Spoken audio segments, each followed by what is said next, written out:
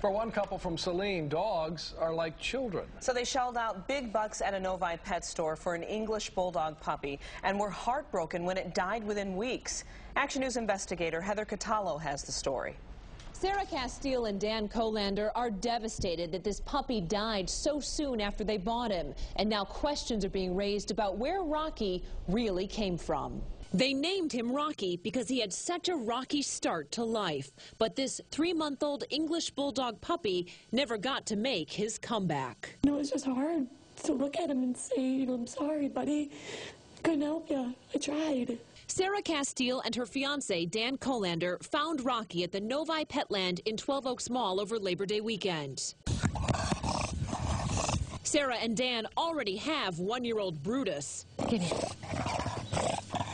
So they know that bullies can be heavy breathers. That's why they say they were surprised when the Petland employees tried to tell them that Rocky's coughing was normal. They said he just had a kennel cough. He just got treated for that. They told me that it was a typical bulldog rattle, but it wasn't a dry cough. It was a very wet, productive cough, and it wasn't a bulldog rattle. He was wheezing, and he was coughing, and he was hacking. Sarah and Dan agreed to pay $2,500 for Rocky. We knew it was a ridiculous amount of money, but I couldn't walk away from that face. He was just begging us to save him. Sarah and Dan say as part of the pet store's warranty, they were told they had to get the dog checked out at Vet Select, which works closely with Petland. So they took Rocky to the Vet Select in Dearborn Heights. And again, they say they were told Rocky just had a normal bulldog rattle. And his dog was very obviously sick.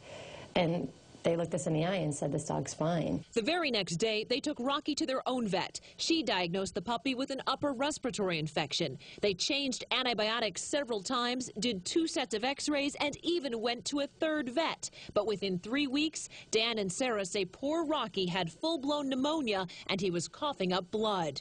That's when they raced the puppy to the experts at Michigan State University. They take him in and they put him in an oxygen chamber and they hooked IVs up. But the doctors could not guarantee that Rocky would ever lead a normal life. We had to say, okay, it's time to put him to sleep.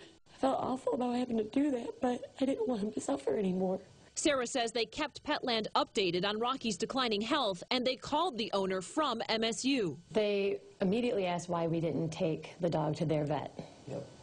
Rather than saying, oh, I'm really sorry about your loss. Sarah and Dan were furious with Petland, and now they say they're worried about what kind of breeder the dog came from and how he got to the store. When they started researching Petland online, they were amazed at the similar stories out there. This is not the first case of this. You Google Petland, it's, a lot of negativity. The Humane Society of the United States has filed a class action lawsuit against Petland, claiming the national chain gets many of its dogs from puppy mills, mass breeders often accused of sacrificing the health of dogs for profit. The HSUS says earlier this year it discovered documentation of the Novi store receiving dogs from alleged puppy mills that have been cited for Animal Welfare Act violations. Hello. When the investigators showed up at Petland to talk to the owner about all of this, the store was closed for remodeling. I later tracked down the owner on the phone. He told me Petland does not support substandard breeders, and he says he did not own the Novi store during the Humane Society's investigation. The owner also says it's rare for his puppies to be sold sick. I just don't want this to happen to any more people. I don't want this to happen to any more animals.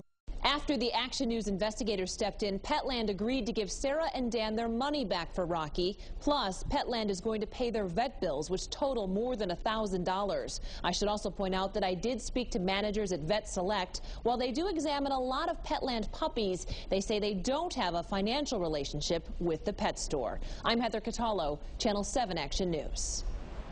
All right. Thank you, Heather.